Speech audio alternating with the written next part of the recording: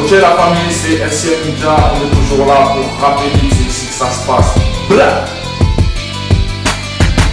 J'ai pédigré parisien. La vérité, ça c'est un thème, ça faisait au moins 3 piges que je l'avais dans ma tête. Ça faisait 3 piges pour la petite histoire. À la base, je voulais le faire avec Kerry il y a 3 ans sur le projet Le Toit du Monde, ça n'a pas pu se faire. Et là en fait, comme je suis reparti en mode street, etc., évidemment ce thème-là il m'est revenu en tête. Et voilà, et après j'ai pensé à Youssoupha parce que je sais que Youssoupha c'est un parolier. Parce que pour écrire ce genre de morceaux, tu vois, il faut avoir un certain talent d'écriture, il faut être narrateur, il faut savoir raconter une vie, c'est pas donné à tout le monde, tu vois. Donc voilà, le thème il m'est revenu naturellement en tête parce qu'il a toujours été là. Et voilà, on a fait avec Youssoupha, et franchement je suis content du résultat, t'as vu. En fait c'est l'autre qui écrit, les lyrics de l'autre, c'est ça? En fait voilà, c'est Youssoupha qui raconte ma vie. Le couplet de Youssoupha, c'est lui qui l'a écrit, mais il raconte ma vie. Ouais. Et moi j'ai écrit le couplet où je raconte sa vie à lui en fait. Voilà, pour la petite histoire, c'est un morceau, avant de le faire, il a fallu qu'on se pose toute une journée, lui et moi, autour d'une table, des feuilles, ça prenait des notes, je suis rentré chez moi, je te jure, j'avais 15 feuilles, recto, verso, des notes dans tous les sens. Ouais, mais pour avoir de la matière, tu vois, pour avoir de la matière. En fait, c'était le plus relou à faire pour moi, c'était ça, c'était de se parler toute la journée, se raconter nos vies, ça faisait un peu enquête de personnalité, tu vois, genre on se croirait un peu au tribunal, mais en même temps on avait besoin de ça, parce que tu peux pas raconter la vie de quelqu'un si tu la connais pas. Et voilà, et après on est reparti chacun avec nos notes dans la poche. Et voilà, le but après c'est maintenant j'ai ta vie sous les yeux, vas-y, je vais la raconter. C'était ça, tout l'intérêt du morceau, c'était ça. Que lui il raconte la mienne, que moi je raconte la sienne. C'était, voilà, c'est toujours différent quand c'est quelqu'un d'autre qui la raconte. Je regrette les échecs, j'étais sur la tribu. Frère, mon ballon d'or était une frappe, mais dans la tribune. Pour moi, non, parce que si tu veux parler en termes de chiffres, alors qu'il est où on se parle aujourd'hui, les derniers pointages que j'avais eu de cet album, ça fait quand même plusieurs mois, on était à 42 000. Donc ça veut dire que si tu veux relativiser, tu te dis je suis que à 8000 CD d'un disque d'or d'aujourd'hui. Donc ça fait relativiser. Après c'est clair qu'on s'attendait à plus, et je vais pas te mentir. Donc quand je dis le ballon d'or est une frappe mais dans la tribune, c'est de l'autocritique. Je pense que c'est ce qui manque le plus au rap français. C'est pas de vérité. Même pas, pour moi c'est normal. Quand ça marche, t'es le premier à dire on est content, mortel, ça déchire, ça marche. Quand ça marche moins bien, il faut aussi assumer que tu as tenté des trucs qui ne sont pas passés, que tu as eu du retard surtout, que tu vois, il y a plein de petites données qui font que l'album il a moins bien marché. Et encore une fois, il y en a d'autres, tu leur dis 40 000, ils signent tout de suite, ils seraient contents. Nous, c'est parce que les gens ils comparent toujours aux albums d'avant. Ils attendent plus. Ils attendent toujours plus, mais on sait que le marché il fait ça, tu vois, et les gens ils veulent que les ventes fassent ça, mais c'est pas possible, parce que le marché tous les ans il perd, et si tu regardes bien, si tu compares les albums de tout le monde, c'est rare quelqu'un qui fait mieux que son album d'avant aujourd'hui, c'est soit tu vas faire à peu près pareil, soit tu vas faire un truc, c'est le marché qui est comme ça. Après, faut pas se mentir, on s'attendait quand même à mieux, il y a des trucs pour moi en réécoutant l'album avec beaucoup de recul que j'ai vu, que j'avais pas vu forcément sur le coup, donc je suis un perfectionniste, je suis un mec qui aime la compétition, et quand tu es comme ça, tu peux pas rester sur une fausse note. Donc ça m'a remotivé quelque part. C'est-à-dire que tu avais un peu la pression pour ce projet-là, on va dire que les gens t'attendaient un peu au tournant quoi. Bah ouais, mais les gens ils ont toujours entendu au tournant, t'as vu la preuve, c'est qu'ils ont entendu qu'il y a un album qui marche moins bien que les autres pour te donner mort. Alors que voilà, non, ça fait partie du jeu. Les gens bien sûr ils t'attendent au tournant, puisque t'es là, on te voit depuis plusieurs années, jusqu'à Ballon d'Or, t'avais fait aucune fausse note. Donc c'est normal que les gens ils t'attendent au tournant, mais moi ce qui m'a remotivé avant tout, c'est de me dire on a une fierté, tu vois, et tu peux pas partir sur un truc où les gens ils ont moins bien aimé. Donc ce qui m'a remotivé bizarrement, c'est le fait que le dernier album il marche pas aussi bien qu'on s'y attendait. Et ça m'a reboosté. Je me suis dit frère, regarde-toi dans la glace, analyse ce qui va pas, retrouve tes punchlines, retrouve l'envie, tu vois, c'est comme un boxeur qui perd un match.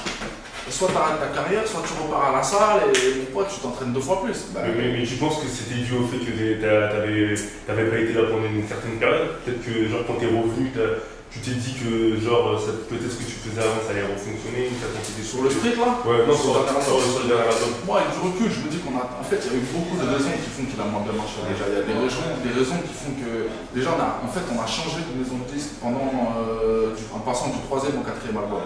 Donc c'était dans une nouvelle maison de disques, Ballon d'Or, on est arrivé super tard dans cette maison de disques. Donc tout ce qui a été enclenché, la promo, etc., c'est fait tardivement. C'est normal, on est arrivé très tardivement. L'album, je l'ai rendu super tard. Dans la même année, j'ai eu une petite fille, donc je te cache pas que des fois j'avais la tête un peu ailleurs, etc. Donc j'étais pas dans la meilleure période, on va dire, pour faire un album. Mais honnêtement, pour moi, c'est même pas des excuses, c'est même pas des raisons. Il n'y a pas de raison. Si on l'a sorti, c'est qu'on l'a validé. Donc c'est pour ça que je te dis, il faut pas chercher des fausses.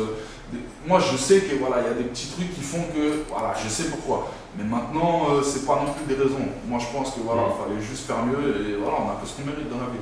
Je regrette le boycott, la street est dans mes organes. Man, que les rappeurs passent à l'heure de Clara Morgan. Il y a encore moins de plans aujourd'hui qu'à l'époque où j'ai sorti mon premier album. Tu vois, il y avait des émissions, après t'aimes ou t'aimes pas, mais c'était des émissions visuellement, voilà, elles étaient regardées, tu vois, il y avait du monde, genre la méthode Coé. À l'époque, moi je me souviens sur le premier album, on avait fait des émissions avec Stéphane Bern. Donc j'ai l'impression qu'aujourd'hui, il y a encore moins de plans qu'avant, tu vois. Et d'un côté, il y a des plans comme Ruquier, Canal+. Ouais, mais Ruquier, la différence c'est quoi? C'est que Ruquier t'invite pour te niquer. Ouais, c'est toi, tu fais le choix, certes c'est une invitation et tu peux croire que c'est poli et qu'ils aiment bien, mais quand tu vas arriver là-bas, il va t'envoyer ces deux chiens, mon frère. Cadeaux empoisonnés. C'est des cadeaux empoisonnés, donc après tu fais pas, faut choisir aussi ce que tu fais, il y a faire de la promo, mais tu peux pas aller n'importe où sous prétexte qu'il faut faire de la promo, alors que si tu vas dans une émission, tu sais que tu vas te faire descendre, les mecs ça fait depuis 3-4 ans qu'ils crient haut et fort, qu'ils détestent le rap, ils ont même dit que c'était une sous-culture pour eux, moi je peux pas aller dans une émission comme ça. Pas parce que j'ai peur de ça, mais parce que je me dis ça sert à rien. À aucun moment ils vont parler de ton disque, à aucun moment ils vont te parler de ta carrière, de ce que tu as fait ou pas fait. Non, eux c'est juste, ils vont te parler de la banlieue, ils vont te sortir tous les vieux clichés à 2 balles, ils vont te faire passer pour un mec avec son accent de banlieue qui est bête comme je sais pas quoi, tu vois. Donc moi j'aime pas ce principe, soit je viens, je fais, après tu as le droit de critiquer, mais tu viens pas faire une émission pour te faire descendre. Tu vois, ça sert à rien, c'est de la contre-promo ça, donc ça nous a jamais intéressé. Frère, chez nous là-bas, qu'elle tourne plus que les sales de voir les marmots. C'est épique ou histoire vraie aussi, genre? C'est un petit pic, mais qui aime bien châtie bien. C'est bien connu. Après, voilà, c'est les bruits du milieu. Moi, peut-être tu fais qui ressort ça. Voilà, moi je fais juste que je suis le haut-parleur. Moi, j'entends, hop, ça ressort. Tu vois, c'est comme ça que ça se passe. Mais il n'y a rien de méchant, tranquille. Inconsciemment, les gens se prosternent. Sous le diamant se cache une grosse merde. Comme dirait Kerry, nous comprendrons que ceux qui doivent comprendre. Je peux pas t'en dire plus. En tout cas, tu sais de qui tu parles, toi? Moi, je sais de qui je parle. Ok, je sais de qui je parle. J'aime pas la voyance, pourtant je vois Marine partir en guerre contre ma croyance. Je la sens mal, hein, je vais pas te mentir. Pour l'instant, je la sens mal. Parce que voilà, aujourd'hui, avec tout ce qui s'est passé cette année, et puis on voit bien, la meuf, elle est là, dans les sondages, elle est pas ridicule. Tu vois des gens, d'autres partis qui lui volent un peu ses théories à droite à gauche, donc tu sens que malheureusement, comme ils vont nous refaire tout le topo sur l'insécurité, etc., là en ce moment, c'est pour ça que je dis partir en guerre contre ma croyance. En ce moment, leur fonds de commerce, c'est les gens qui prient dans la rue, parce que les mosquées elles sont trop petites et parce qu'ils ne comprennent pas qu'au bout d'un moment, voilà, c'est soit tu pries dans la rue, soit tu pries pas. Donc pour eux, c'est une agression, c'est une insulte à la France, tout ça. Donc tout le climat là actuel, franchement, il n'est pas rassurant. C'est pas rassurant. Ça me rappelle un peu 2001, je crois, quand son père était passé au deuxième tour. Ça me rappelle. En tout cas, on dirait malheureusement que c'est parti pour ça. Ah ouais, parce que Strauss-Kahn en plus, il est plus là. C'était le seul qui pouvait rivaliser avec Sarkozy. Tant que lui, il était là, moi je me disais, il va y avoir un deuxième tour, ça va être lui. Mais là, vu que lui, maintenant, il est plus là, du coup, voilà, ça laisse la porte. Le PS, pour moi, ils sont tout claqués parce que les mecs, ils n'arrivent pas à s'entendre et tout. Donc franchement ça laisse la porte ouverte pour le FN malheureusement. J'espère pas mais malheureusement c'est un peu au deuxième tour, tu votes Sarko si tu peux encore voter? Ah tu sais moi j'ai jamais voté frère. Je m'en bats les couilles. Honnêtement je vais pas sortir le vieux discours etc. Moi j'ai vite compris que ça sert à rien frère. Pour en dire ce que tu veux, tout ça, pour moi ça sert à rien parce qu'on est des minorités et parce que quoi qu'il arrive, tu as vu voter contre. Donc choisir entre Sarkozy ou un tel, à la base, c'est pas des gens qui nous représentent. Moi, c'est ma vision du truc. Je voterai pour un mec le jour où je croirai en lui. Mais voter par débit parce que t'as pas envie que l'autre y passe, personnellement, moi, ça m'intéresse pas. Genre, même voter contre elle, ça te c'est pas que. Ouais, non, j'en ai rien à foutre. Après, si, bien sûr que si elle passe au deuxième tour, je suis capable d'aller voter juste pour faire un barrage à ça. Parce que là, c'est normal, t'es obligé. Mais hormis ça, les élections classiques, les trucs, qui tu préfères, c'est. Personnellement, je me sens représenté par personne. Et j'ai l'impression que personne ne représente les jeunes. Dans tous les gens qui se présentent là, il n'y en a pas un seul qui n'a pas une casserole derrière lui, ou qui n'a pas dit une connerie, ou tu vois. Donc, moi, j'y crois pas en ces gens-là. Donc voilà, le vote, moi, perso, je m'en bats les couilles. Même voter blanc, genre. Voter blanc, genre. Écoute, ça servira à quoi? Dans une urne pour dire je préfère rester chez moi. Pour moi, c'est une manière de voter. Tu t'en fous, t'es même pas là. Je ne veux pas me déplacer pour dire je ne suis pas d'accord ni avec toi ni avec toi. Donc je suis au milieu. Non, je m'en fous, je reste chez moi et voilà, les autres ils font ce qu'ils ont à faire. Quand je souris, je flambe. Quand je souris pas, je joue la starlet. Les masques. Décidé de faire pas là. Tu souris ou tu souris pas? Moi je souris plus pas que. Je suis plus un mec pas souriant qu'un mec souriant à la base. Mais en fait, cette phase là, c'est pour dire voilà, les gens, comme quand ils te voient et qu'ils te connaissent pas, ils te jugent rapidement en fait. Et j'ai remarqué que quand tu souris pas, tu passes pour un mec arrogant, c'est ça que ça veut dire en fait. Et quand tu souris trop, tu passes pour le mec trop sûr de lui, etc. Donc quoi qu'il arrive, les gens ils te jugent toujours négativement en général.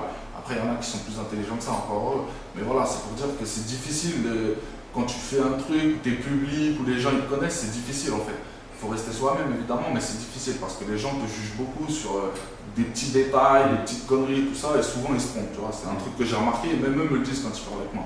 Ça, on pensait que tu étais comme ça, parce qu'on m'avait dit que au final les gens ils voient que t'es posé normal. Donc, généralement ils sont bien surpris.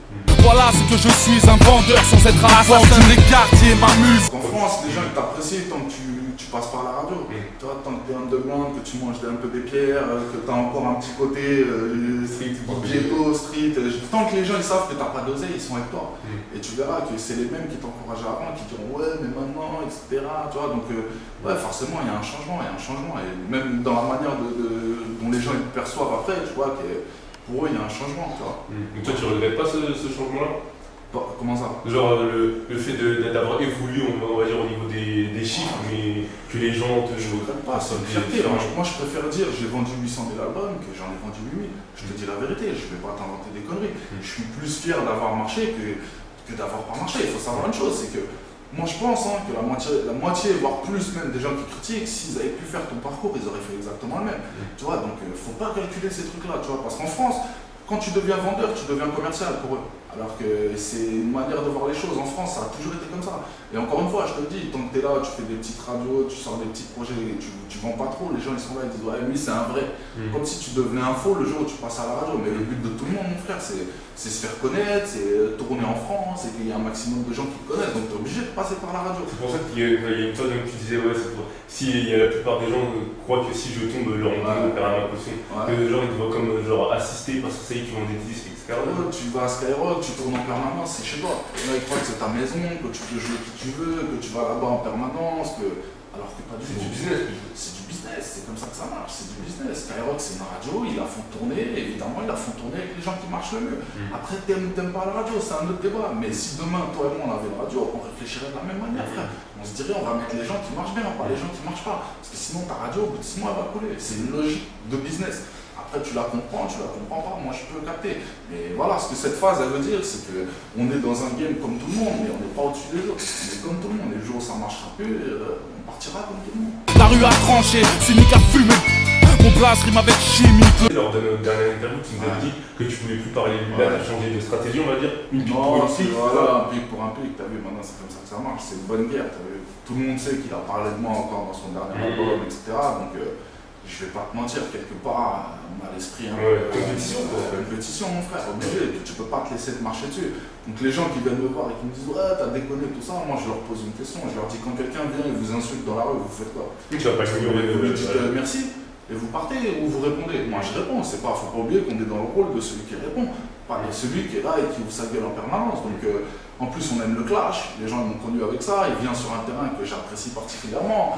Donc voilà, après j'ai pas voulu refaire un morceau parce que je te cache pas qu'il y a 1 million de gens, ouais fais carton rouge, street album, tue-le, finis-le, tout ça. Bon, maintenant c'est comme ça que ça marche, 2 mesures égale 2 mesures, 4 mesures égale 4 mesures. C'est de bonne guerre. Moi tu penses que les gens ils ont plus apprécié, on va dire, tes pics que ses pics, on va dire, de ce qui revient? Moi je pense que ces fans diront toujours que c'est pics. Les gens objectifs, les gens objectifs, je pense qu'ils savent qu'à la base, si tu compares Carton Rose et L'Homme à abattre, moi c'est ce que j'ai dit depuis le début, c'est pour ça qu'on ne voulait plus en rajouter une couche. Et pendant 2-3 ans, l'histoire elle était un peu en stand-by. Parce que moi je sais que j'ai gagné à la base, j'ai même pas besoin d'attendre, j'ai pas besoin d'avoir un jury. Tu vois, moi on en a fait du clash, on sait c'est quoi, et les gens de la rue savent très bien. C'est pour ça que je dis la rue a tranché. Parce que moi, c'est ce qu'on me dit. On me dit, frère, c'est un bon rappeur, il n'y a pas de souci et tout. Mais en clash, tu l'as tué. Et c'est pas moi qui l'invente, c'est les gens qui le disent. Donc après, voilà, chacun se fera son opinion. Mais forcément, ses fans à lui ou les gens qui l'apprécient lui te diront toujours que lui, il a gagné. Ça, c'est une bonne guerre aussi. Après, il y a les gens objectifs qui sont pas plus pour l'un ou pour l'autre. Chacun se fera son avis. Des phases.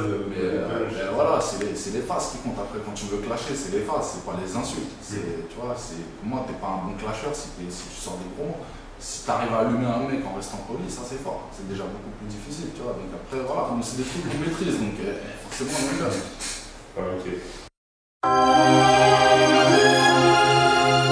Normalement, un 5e album, j'espère. J'espère, t'as vu. Après, il n'y a rien de fait. Je te cache pas que là, on était un peu dans le flou après le dernier album. On attendait de savoir un peu comment ça allait se passer, tout ça. Là, on a eu des premiers chiffres, des premiers retours, tout ça. Donc franchement, c'est vachement encourageant. Et là, le but vraiment, si le street il part bien, etc., c'est de refaire un album et de le sortir, allez, début 2012. Donc là, repartir 6 mois en studio, et voilà, refaire un dernier bon album vraiment, parce que voilà, je préfère partir sur un bon album que sur un bon street. Mais en fait, pourquoi tu veux arrêter le tour? En fait, c'est pas ça, c'est que maintenant, moi, je vis au jour le jour, et projet par projet. Tu vois, c'est-à-dire que je peux pas me dire ouais tiens je vais encore faire 5 albums parce qu'on sait tous que dans le rap ça peut s'arrêter très vite et j'ai pas envie de devenir quelqu'un de rincé, qu'on dise ah c'est une ancienne star du rap. T'es obligé de sortir parce que t'as un contrat qui te lie ou quoi? Non mais pas, si là à l'heure qu'il est je crois qu'on doit plus rien à personne, on doit plus rien donc si je veux j'arrête. Si tu le fais c'est vraiment par plaisir etc mais c'est... Aujourd'hui, dans la musique, tu n'as plus la même visibilité qu'il y a quelques années où tu pouvais faire des projets sur 5 ans. Aujourd'hui, mon frère, c'est dur pour tout le monde. Et ça, c'est la réalité. Donc, tu peux plus. On n'est pas des artistes de variété. Tu vois, on n'a pas signé pour 10 albums. Donc, maintenant, moi, mon truc, c'est que maintenant, je vais avancer projet par projet. Là, il y a le strip qui est sorti. Je te dis, les retours, les chiffres sont bons. Ça donne envie de faire un album. On va sûrement en faire un. Après, s'il cartonne, je serai le premier à te dire, mais bien sûr que je vais aller au bout. Parce que maintenant, je lâche pas l'affaire. Tu vois, et si je vois que c'est moins bon, on lâchera l'affaire de nous-mêmes. Et on produira, on fera ce qu'on avait prévu de faire. Mais c'est pas genre ni de la prétention, ni quoi. C'est juste que maintenant, on vit projet par projet. Voilà, on ne peut plus faire des prévisions sur 3 ans ou 4 ans comme un.